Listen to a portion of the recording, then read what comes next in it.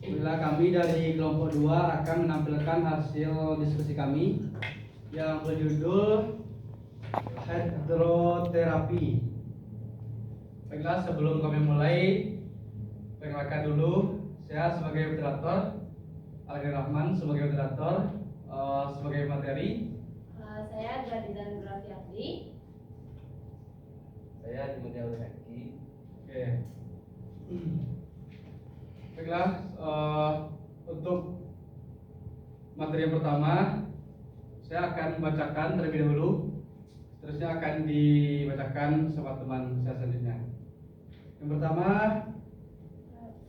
oke. Baiklah, untuk yang materi pertama akan disampaikan oleh Gladisa Nugrafiati. Kepada Gladisa, dipersilakan. Baiklah, terima kasih kepada moderator telah memberikan kesempatan kepada saya untuk pemaparan materi kali ini. Baiklah, pemaparan materi yang akan saya bawakan adalah pengertian hidroterapi. Hidroterapi berasal dari hidro yang artinya air dan terapi yaitu terapi. Jadi hidroterapi yaitu salah satu terapi minum air putih baik internal maupun eksternal. Hidroterapi atau bisa diartikan menjadi terapi air merupakan sebuah metode perawatan dan penyembuhan dengan menggunakan air sebagai medianya untuk mendapatkan efek-efek terapi. Dalam terapi air ini, penggunaan air bisa digunakan karena faktor buoyancy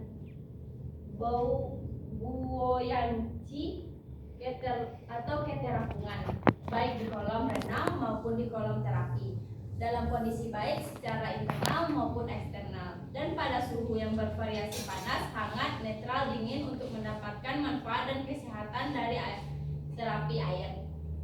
Hidroterapi mencakup perawatan terapeutik seperti sauna, mandi kaki, terapi kontras, mandi uap, pembersihan usus, dan mandi sheets. Beberapa keuntungan yang diperoleh terapi air yaitu untuk mencegah flu, demam, penyembuhan kelelahan, memperbaiki fertilitas, meningkatkan fungsi imunitas, meningkatkan energi tubuh, dan membantu melancarkan sirkulasi darah. Menurut Susanto 2010 mengatakan air adalah media paling tepat untuk pemulihan cedera. Pengaruh daya apung air membuat berat badan atau beban terhadap sendi akan berkurang. Air hangat untuk pengobatan adalah efek hidrostatik dan hidrodinamik secara ilmiah berdampak fisiologis pada tubuh. Demikian juga pada suhu air yang hangat akan meningkatkan kelenturan jaringan. Terapi air hangat memiliki berbagai banyak manfaat, yaitu aliran darah menjadi lancar akibat panas dan hangatnya pada pembuluh darah, menguatkan otot-otot dan ligamen yang mempengaruhi sendi-sendi tubuh, menurunkan rasa nyeri tubuh, menyehatkan jantung dan paru-paru, sirkulasi pernapasan menjadi lebih baik. Dari hal itulah yang mempengaruhi rasa nyeri serta memungkinkan hasil terapi didapat secara optimal. Baiklah, sekian pemaparan materi dari saya kembalikan kepada moderator. Baiklah, terima kasih. Terima kasih kepada Gladisa. Untuk materi selanjutnya sudah semua. Pengertiannya udah kan? Baca lagi. Ya, untuk materi selanjutnya akan saya jelaskan. Untuk materi selanjutnya adalah macam-macam hidroterapi. Yang pertama ada kompres. Kompres hidroterapi ini menggunakan membungkus handuk atau kain yang dibasahi dengan air hangat atau dingin pada bagian tubuh yang perlu terapi untuk meningkatkan sirkulasi atau mengurangi peradangan. Aromatik sering ditambahkan ke air atau ke bungkusnya untuk berbagai tujuan terapeutik. Yang kedua ada sauna. Sauna merupakan salah satu hidroterapi yang kering, menginstruksi tubuh dengan udara hangat yang akan berkeringat untuk mengeluarkan racun, mengendurkan otot, membakar kalori, dan meningkatkan kualitas kulit.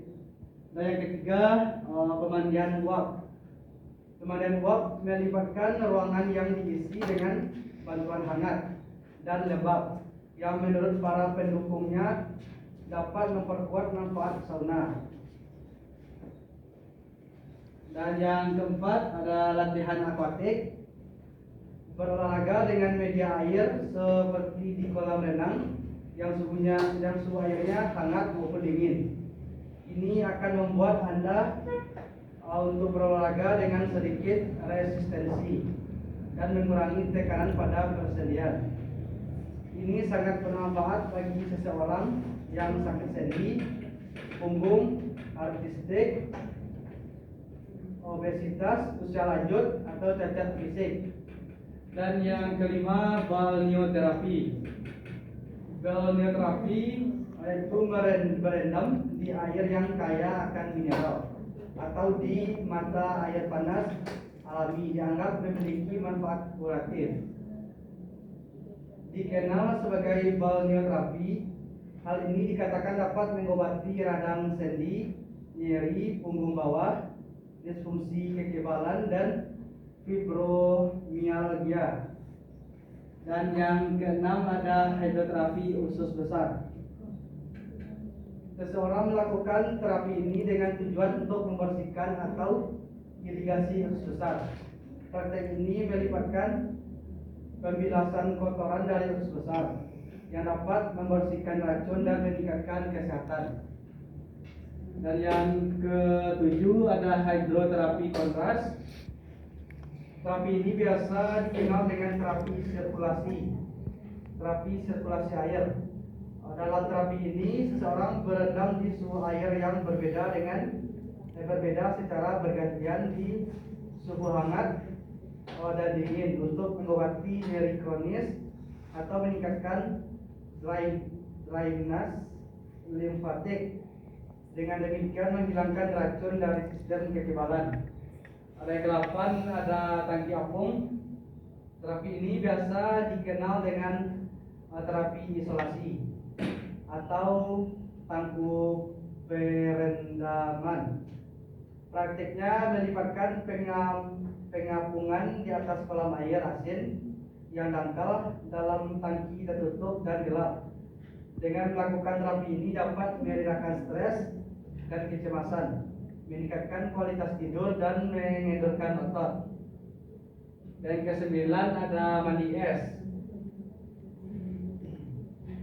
Mandi es melibatkan merendam di bawah air dengan suhu di antara 45 Fahrenheit dan 65 Fahrenheit untuk mempercepat pemulihan dari cedera atau olahraga berat.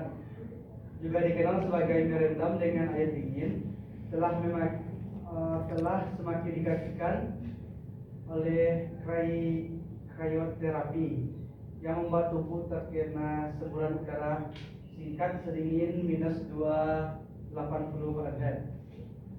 Dan yang selanjutnya ada fomentasi panas. Terapi ini sangat mudah dilakukan dengan menerapkan kompres hangat dengan kain atau dengan botol berisikan air hangat yang ditempelkan ke dada. Dikatakan dapat meredakan gejala akut pilek, flu, dan bronkitis. Dan yang 11 ada mandi duduk. Mandi duduk, terapi ini melibatkan duduk di bawah air untuk mengobati kondisi yang mempengaruhi kondisi anus, rektal, dan genital. Mandi duduk biasanya digunakan untuk pasir, sindrom pramenstruasi atau PMS, dan fisura anus.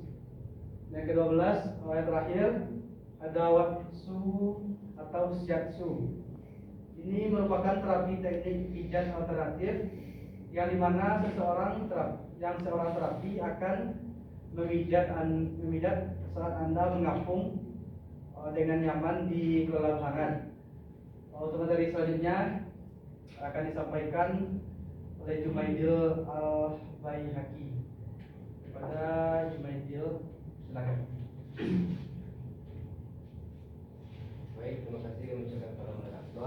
selanjutnya yaitu materi tentang penata laksanaan hidroterapi. Dalam penata laksanaan hidroterapi itu ada berbagai kegiatan yang akan kita lakukan. Kita lihat di layar ada 5 penata laksanaan hidroterapi. Yang pertama yaitu persiapan peralatan hidroterapi. Dalam hal ini seperti yang kita lakukan yaitu seperti pengisian bak rendam dengan air bersuhu tertentu dan mencampurkan produk ke dalam air. Kemudian yang kedua, awal perawatan dimulai. Dalam hal ini saat perawatan dimulai, klien masuk ke ruang perawatan hidroterapi. Klien bisa berganti pakaian menggunakan kain penutup, handuk maupun baju mandi. Kemudian saat perawatan, terapis harus memastikan agar klien tetap kontak dengan air dalam waktu tertentu. Klien harus dalam keadaan rileks saat perawatan. Kemudian yang keempat, akhir perawatan. Akhir perawatan hidroterapi dapat merupakan transisi sebelum melakukan perawatan lainnya atau merupakan periode istirahat sebelum meninggalkan tempat pelayanan SPA. Pada akhir perawatan terapis mempersilahkan klien keluar dari alat hidroterapi ke ruang istirahat atau ruang perawatan selanjutnya. Kemudian ada yang terakhir, setelah perawatan, pembersihan dan membunuh kuman atau desinfeksi alat dan permukaan ruangan hidroterapi mencakup lantai dan peralatan lain yang perlu dipersiapkan untuk perawatan selanjutnya. Kemudian ada langkah-langkah higienis untuk ruang terapi. Yang pertama, pembersihan dilakukan segera setelah klien keluar dari ruang perawatan hidroterapi. Seluruh perawatan dan permukaan di ruangan basah dan steam dibersihkan menggunakan prosedur pembersihan dan membersihkan untuk menyingkirkan sisa rambut, kulit, minyak yang tersisa di tubuh dan bahan lainnya seperti kapas, tisu, disposable, pantis yang bekas pakai. Kemudian yang kedua, membunuh kuman atau desinfeksi dilakukan sebelum dan sesudah perawatan. Tindakan desinfeksi pada peralatan dan ruang perawatan hidroterapi secara menyeluruh. Penggunaan desinfektan spektrum luas dilakukan untuk membunuh kuman lain yang tidak mati pada pembersihan awal. Kemudian yang terakhir, mengeringkan peralatan. Peralatan dan ruang perawatan hidroterapi harus dalam keadaan kering. Terapis harus memastikan tidak ada air tergenang, terutama di ruangan yang tidak mudah kering seperti di bawah bangku alat steam atau di bagian dari peralatan yang tidak kelihatan. Selanjutnya kami kembalikan kepada moderator. Baiklah, sekian paparan materi dari kelompok 2. Untuk sesi selanjutnya, sesi penambahan materi. Untuk teman-teman, apakah ada yang mau menambahkan materi? Kepada teman-teman dipersilakan.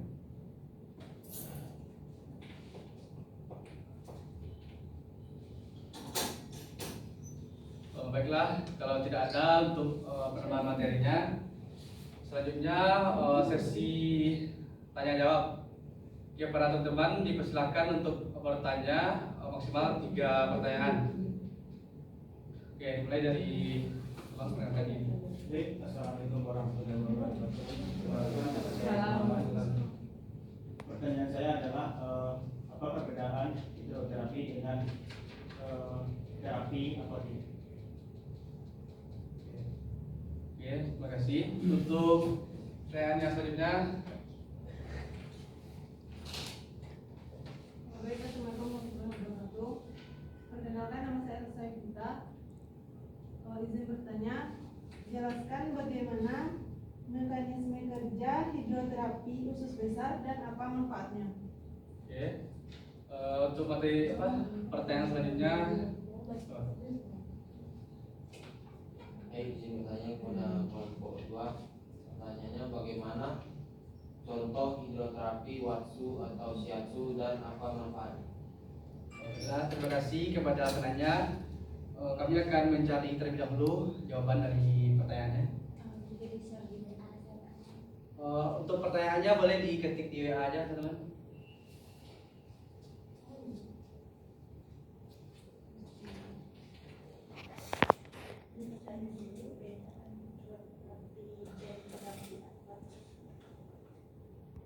Saya akan menjawab terlebih dahulu pertanyaan dari Raihan. Bagaimana contoh hidroterapi Watsu? Baiklah, hidroterapi Watsu itu sama dengan terapi air. Terapi air. Contohnya terapi air, contohnya seperti mandi air hangat. Nah, itu termasuk ke dalam terapi Watsu, terapi air ya. Mandi air hangat. Ini banyak contohnya. Mandi air hangat, terus terapi merendam air dalam tubuh dalam air hangat, nah, termasuk dalam terapi Watsu. Untuk manfaat terapi Watsu yang manfaatnya untuk kesehatan salah satunya adalah membantu meredakan rasa sakit, khususnya bagi pengidap penyakit kronis pada sistem muskuloskeletal. Jadi manfaat itu meredakan rasa sakit. Untuk Raihan, apakah bisa ada pertanyaannya? Bagaimana udah kamu bagaimana? Baiklah. Untuk pertanyaan kedua, apakah ada yang belum? Oke, kepada saya akan mencoba menjawab pertanyaan dari saudara Hasim Rahman. Yang mana pertanyaannya itu apa perbedaan hidroterapi dengan terapi akuatik? Hidroterapi dan terapi akuatik itu sebenarnya serupa tetapi berbeda dalam banyak hal. Baik hidroterapi maupun terapi akuatik melibatkan penggunaan udara untuk mengobati cedera atau penyakit, namun keduanya berbeda dalam hal cara penerapannya, siapa yang melakukannya dan kapan dilakukan. Kemudian sebagaimana yang kita ketahui,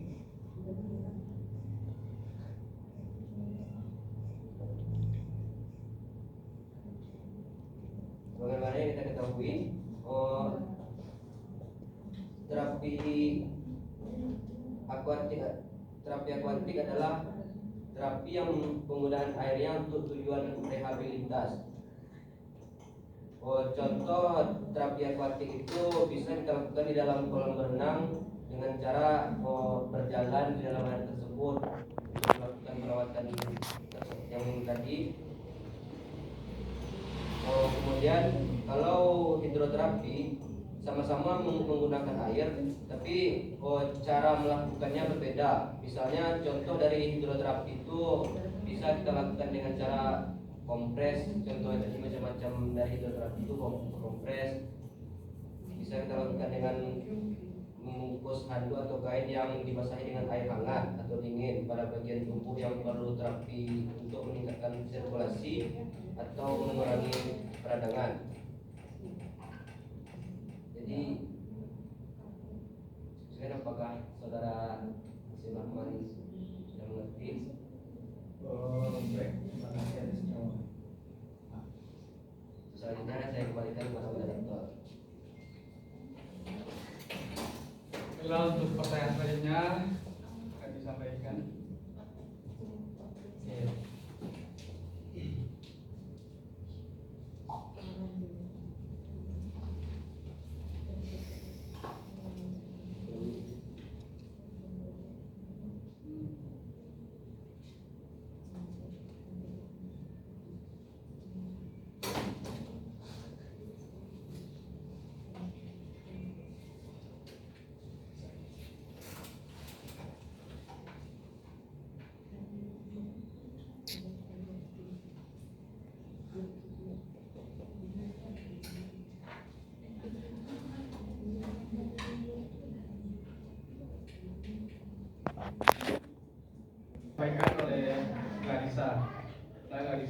Silakan.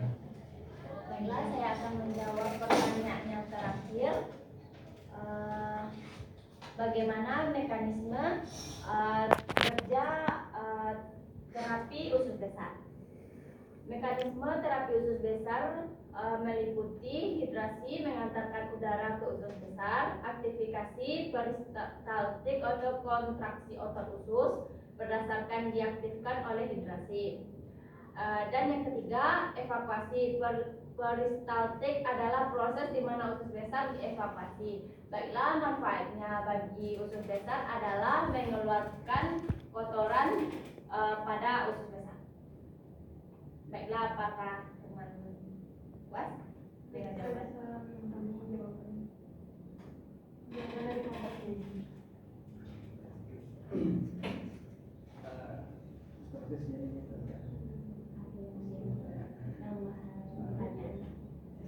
Baiklah, untuk teman-teman, apakah ada yang mau menambah jawaban dari pertanyaan teman-teman tadi?